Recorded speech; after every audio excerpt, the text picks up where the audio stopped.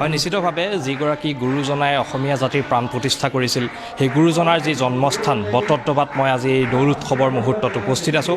আজিৰ দিনটোত দেখিবলৈ পোৱা গৈছে যে গুৰুজনাৰ যি জন্মস্থান বটদ্ৰৱাত এই হোলীৰ উৎসৱত আজি অংশগ্ৰহণ কৰিব অসমৰ মুখ্যমন্ত্ৰী হিমন্ত বিশ্ব শৰ্মাই আৰু সম্পূৰ্ণ পৰিৱেশটো দেখুৱাবলৈ নিছোঁ। এয়া পুৱাৰ ভাগৰ দৃশ্য। এই পুৱাৰ ভাগত দেখিবলৈ পোৱা গৈছে যিসকল আইসকল আছে আইসকলে তেওঁলোকে হৰিনাম লোৱা পৰিলক্ষিত হৈছে আৰু আজিৰ দিনটোত যিগৰাকী মুখ্যমন্ত্ৰী হিমন্ত বিশ্ব শৰ্মাই এই দৌল উৎসৱৰ কাৰ্যসূচীত অংশগ্ৰহণ কৰিব এই সম্পূৰ্ণ দৃশ্য আচমদকচৰ দৰ্শকসকলে দেখিবলৈ পাইছে। আজিৰ দিনটোত দেখিবলৈ পোৱা গৈছিল যে গুৰুজনাৰ যি জন্মস্থান আছে সেই জন্মস্থানৰ পৰা আমি এই দৃশ্য দেখাই আছোঁ যে আইসকলে হৰিনাম ইতিমধ্যে লৈ আছে আৰু যি বৰদোৱাৰ যি কীৰ্তনঘৰৰ এই পৰিৱেশ মই বৰ্তমান দেখুৱাই আছোঁ। কীৰ্তনঘৰৰ কাষতে দেখিবলৈ পোৱা গৈছে যে আইসকলে এয়া হৰিনাম লোৱা পৰিলক্ষিত হৈছে আৰু দৌল উৎসৱৰ যি কাৰ্যসূচী আজি দ্বিতীয়টো দিন 5 দিনীয়াকৈ বৰ্ণাঢ্য কাৰ্যসূচীৰে এই দৌল উৎসৱ আয়োজন কৰিছে আৰু এই দৌল উৎসৱৰ মই সম্পূৰ্ণ কাৰ্যসূচী আজিৰ দিনটোৰ ভিতৰত দেখুৱাই যাম আৰু মুখ্যমন্ত্ৰীগৰাকীয়ে আজি কিছু সময়ৰ পিছতে দুপৰীয়া ভাগত অংশগ্ৰহণ কৰিব আৰু মই এয়া হৰিনামৰ মাজলৈ পোনে পোনে আপোনালোকক লৈ যাবলৈ চেষ্টা কৰিছোঁ।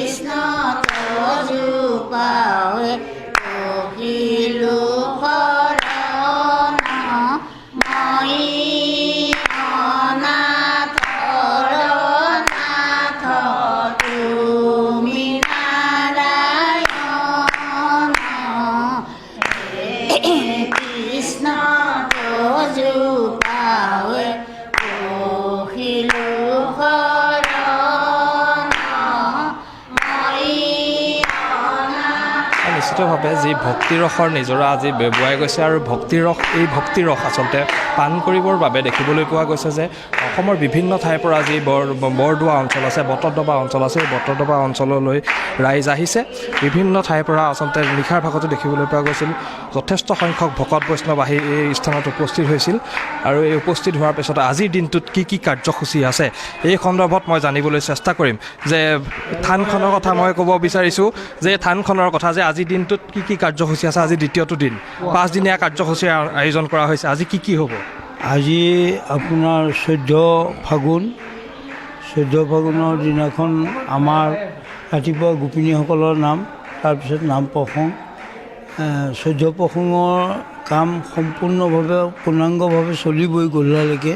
তাৰ বাহিৰেও আমাৰ যিসকল যাত্ৰী আহিবলগীয়া সেইসকলে আজি আমাৰ পথশিলাভাগ আজিৰ দিনটোৰ পৰা বন্ধ কৰি ৰখা হয়। এই পথভাগ ফাকু উৎসৱৰ উপলক্ষে বন্ধ কৰি ৰখা হৈছে, কিন্তু ইয়াৰ পৰৱৰ্তী ফাকু শেষ হোৱাৰ পিছত আকৌ পথভাগ চাবৰ কাৰণে তেখেতসকলে অনুমতি পাব। আজি মুখ্যমন্ত্ৰীগৰাকীও আহিব। তাৰ কাৰণে এভাগ কৃষ্ণ নৃত্য, দিহানাম এনেকুৱা প্ৰদৰ্শনৰ আয়োজনো কৰা হৈছে। মুখ্যমন্ত্ৰীগৰাকীয়ে কি কাৰ্যসূচীত অংশ ল'ব? তেখেতৰ লগত আমি অংশগ্ৰহণ কৰিবলগীয়া যেনেকৈ কৃষ্ণ নৃত্য বা দিহানামৰ এইখিনিহে আমি অংশগ্ৰহণ কৰিম তেখেতৰ লগত সংগ। আৰু বাকী তেখেতে ইয়াত আহি অকল ইয়াতেই নহয় গঙালৈও যাব। গঙাত গৈ তাৰ খেৰসূতী মঞ্চতো তেওঁ কিবা 2-1 আষাৰ ভাষণ দিব। সেই ভাষণ ৰাইজে উপভোগ কৰিব। মাত্ৰ 1 ঘণ্টাৰ কাৰণে তেখেত অহাৰ এটা প্ৰস্তুতি আছে।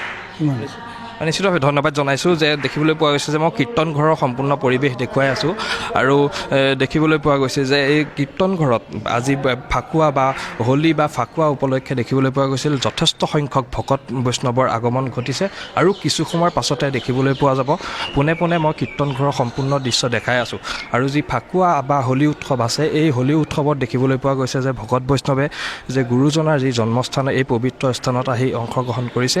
পবিত্ৰ স্থানত আহি তেওঁ গুৰুজনাৰ পৰা কিছু আশীৰ্বাদ বিচাৰিছে। ভকত বৈষ্ণৱে ইতিমধ্যে এজনৰ পাছত এজনকৈ ভকত বৈষ্ণৱে ভিৰ কৰা পৰিলক্ষিত হৈছে। আৰু মই সম্পূৰ্ণ কীৰ্তনঘৰৰ এই সম্পূৰ্ণ দৃশ্য দেখাই আছোঁ। আছাম টক্সৰ দৰ্শকসকলে দেখিবলৈ পাইছে যে ফাকুৱা অথবা হোলী উপলক্ষে যি গুৰুজনাৰ জন্মস্থানত কি ধৰণৰ পৰিৱেশ বিৰাজমান কৰিছে। আৰু কিছু সময়ৰ পাছতে দেখিবলৈ পোৱা গৈছে যে মুখ্যমন্ত্ৰীগৰাকীও আহি এই স্থানত উপস্থিত হ'ব।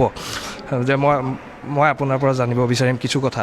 মই জানিব বিচাৰিম যে আজিৰ দিনটোত কি কি কাৰ্যসূচী আছে? আজিৰ দিনটোৰ ভিতৰত আজি অসমৰ মুখ্যমন্ত্ৰী কিছু সময় পিছতেই আমাৰ বটদ্ৰৱা গুৰুজনৰ থানত আহি প্ৰগট হ'ব বুলি আমাক ইতিমধ্যে কৰ্তৃপক্ষই জনাইছে। আৰু কালিৰ পৰাই কালি কণিকা হৈছে, আজি গোসাঁইঘৰত নিৰ্মালি দিব। বিভিন্ন ঠাইৰ পৰা ইতিমধ্যে বহুত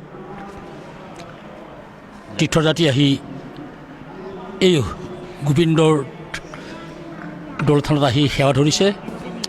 আজি গোসাঁইঘৰত ফাকু দিয়াৰ দিন। সকলো ভক্ত আহি নিশ্চয় গুৰুজনৰ থানত আহি সকলোৱে নিজৰ নিজৰ কামনা বাসনাৰ্থে আঠ সেৱা ধৰিব। সেয়েহে আজি ৰাতি 9টা বজালৈকে এই বটদ্ৰৱা থানৰ দৰজাৰ খোলা হৈ থাকিব। গতিকে সকলো ভক্তই আহি সকলো নিজৰ নিজৰ মনৰ ভাৱ ঈশ্বৰৰ ওচৰত তেওঁলোকে দোহাৰি জনাব আৰু তেওঁলোকৰ মনৰ বাঞ্ছা পূৰ্ণ হ'ব। কৃষ্ণ। ধন্যবাদ জনাইছোঁ যে আজিৰ দিনটোত দেখিবলৈ পোৱা গৈছে কিছু সময়ৰ পাছতে মুখ্যমন্ত্ৰীগৰাকী আহি উপস্থিত হ'ব। আৰু মুখ্যমন্ত্ৰীগৰাকী উপস্থিত হৈ প্ৰায় 1 ঘণ্টা সময় এই স্থানত অতিবাহিত কৰিব। আৰু মুখ্যমন্ত্ৰীগৰাকীৰ আগমনৰ লগে লগে দেখিবলৈ পোৱা গৈছে যে সমগ্ৰ অঞ্চলত কটকটীয়া নিৰাপত্তা ব্যৱস্থাৰো গঢ়ি তোলা হৈছে।